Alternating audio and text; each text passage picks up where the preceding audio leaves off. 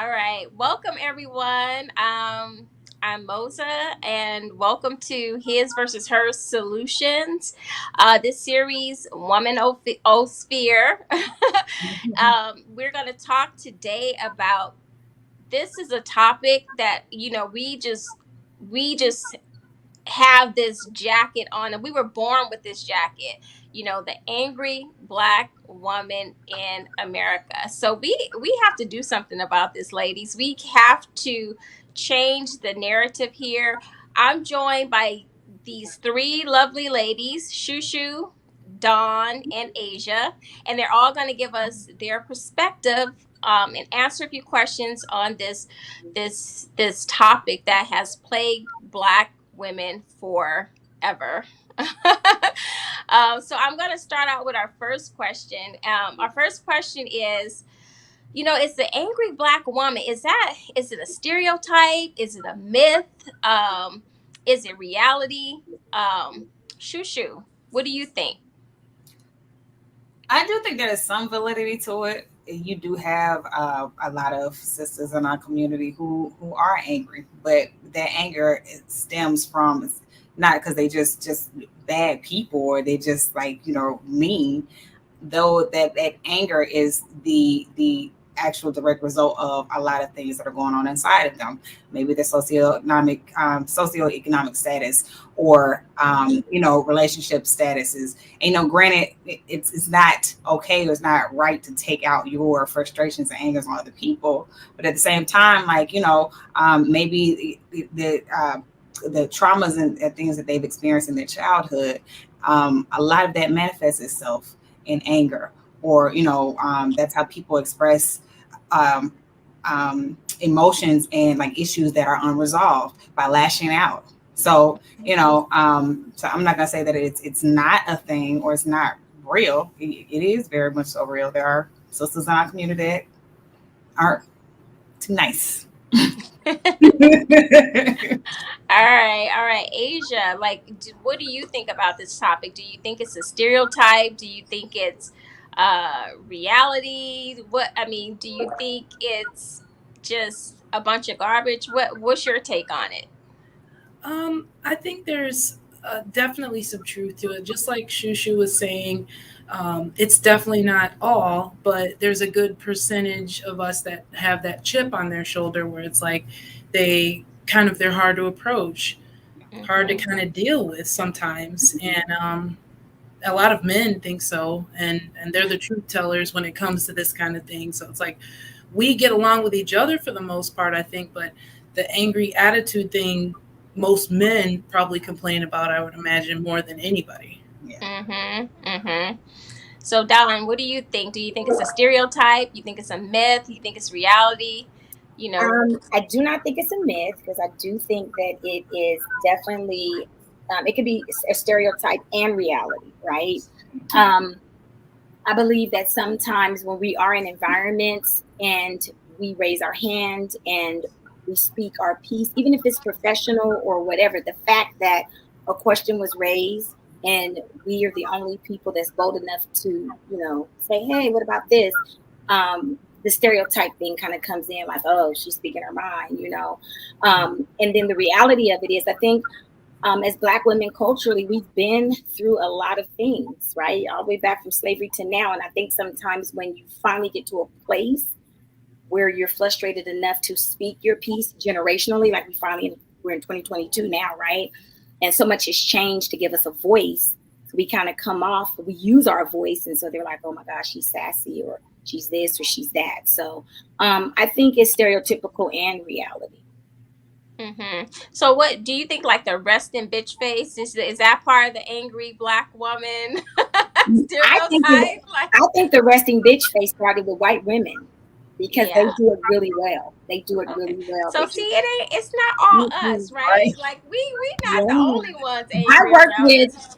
I work I work in the courts, and so I work with a lot of female judges, right? And so I don't know, and they're white, right? I have some black ones, but the ones I'm referring to, I don't know if it's because they feel they have to have a stance on the bench, to be able, to have that authority, But we laugh at about 3 or 4 judges that I've worked with over the past 30 years, and literally, we always refer to them. I'm with the resting bitch face, so they're not going to put that on us. We're going to give that to somebody else. Right. Yeah.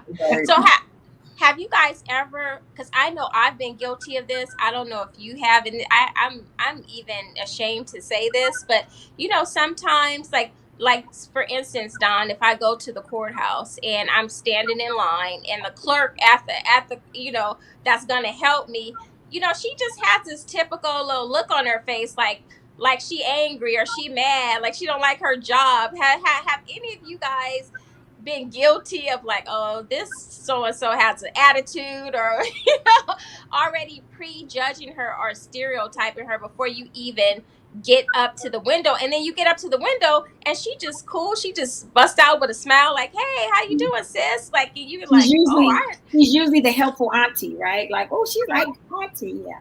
Mm-hmm. I'm guilty. Right. I seen that. I'm like, ooh, she having a bad day, honey.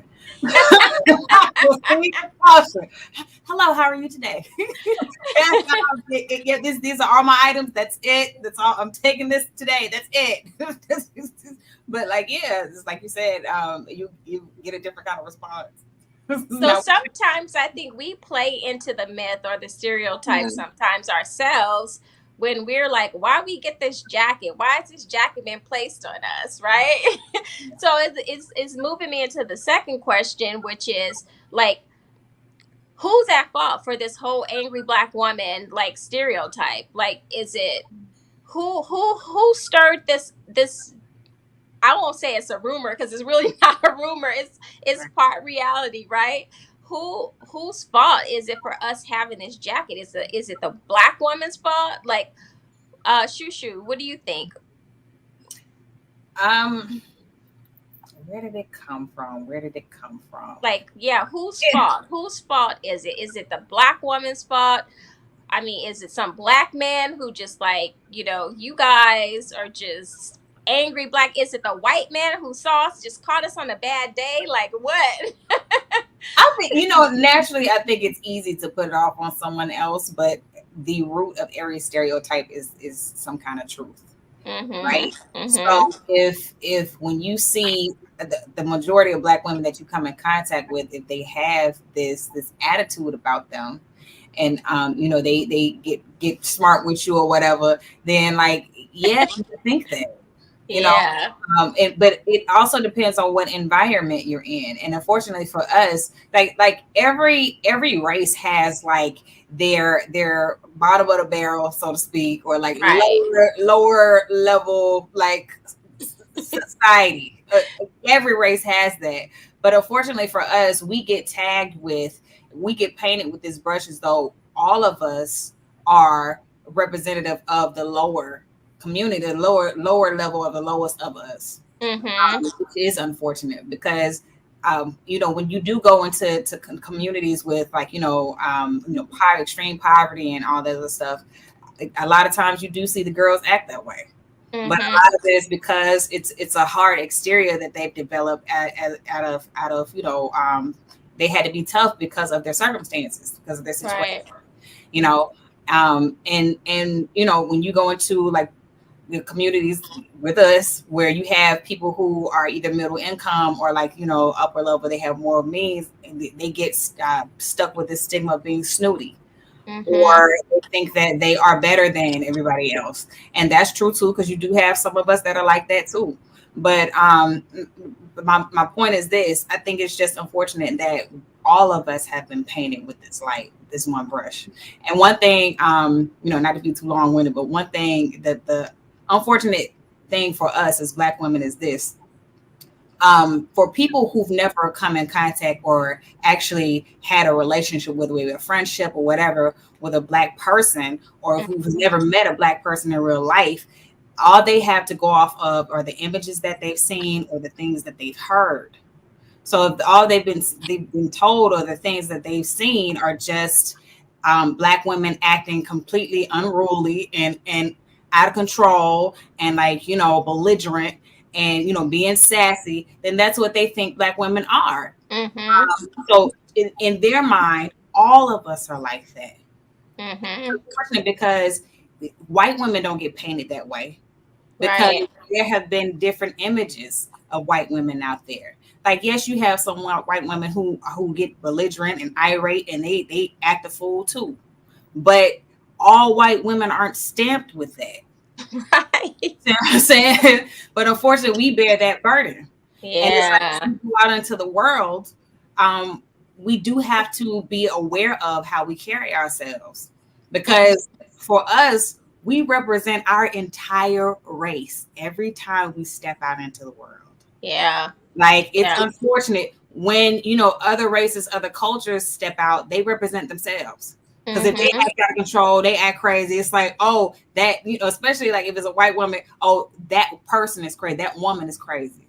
If I Right. act irate, I act out of control. Oh, see, all black women crazy. All black women act like that. I told you that's how black women act. Meanwhile, no, all black women don't act like that. Right. It Right. is unfair and it's unfortunate. It is Yeah, I unfortunate. agree. I agree, Shushu. Yeah, great point. Uh, so Asia, what's your stance on it? Whose fault is it? Whose fault that the black woman is angry? Whose fault is that for this stereotype that has plagued us? So Well, I think for the individuals who display those characteristics, the blame is on them. It is unfortunate, like she said, that we have this stigma that's put on everybody based on a few, but sometimes it's not just a few. Sometimes it's the majority in a sense. Like, for instance, the majority of the highly neighborhoods that are populated mostly with Black people. If we Right. think about those neighborhoods tend to be lower income. They tend to have more violence. They tend to have all of these problems, right? So who do we blame? Do we blame white people who aren't there and who technically don't have the same level of control that they did 100 years ago?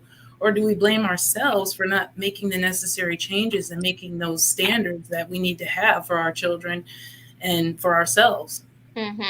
It's a personal blame ultimately. Yeah. And that's why I don't get really offended if people say things, because I know they're not talking about me. You may say Right. and think what you want about Black women, but I know if I represent myself a certain way, nothing you say about Black women can affect me. Right. I love that. Bess, what do you think? Who's at fault here for this Um, stereotype of the first angry of black all, woman?